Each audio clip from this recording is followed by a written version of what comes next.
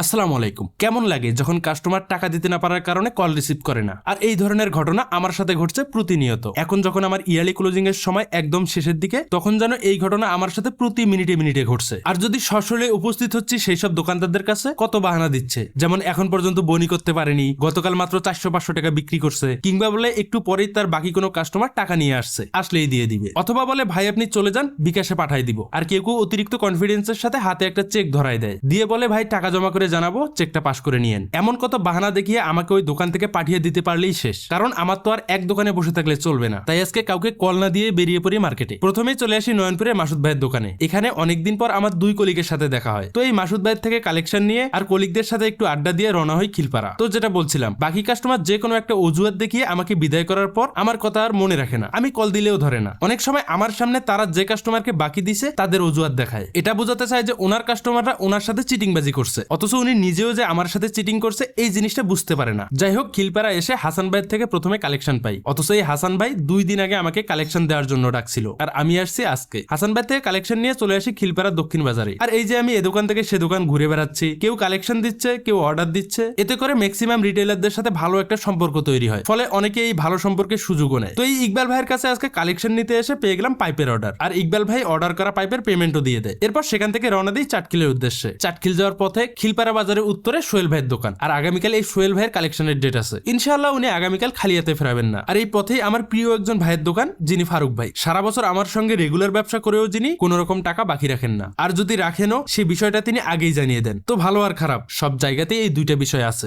যেমন অনেক পণ্যের মধ্যেও আছে, তেমন মানুষের মধ্যেও আছে, এমনকি আমার নিজের মধ্যেও আছে। তবুও আমাদের জীবনের প্রয়োজনে সবার সাথে মিলেমিশে কাজ করে এই জীবন পার করতে হয়। সবাই ভালো থাকবেন। আল্লাহ হাফেজ।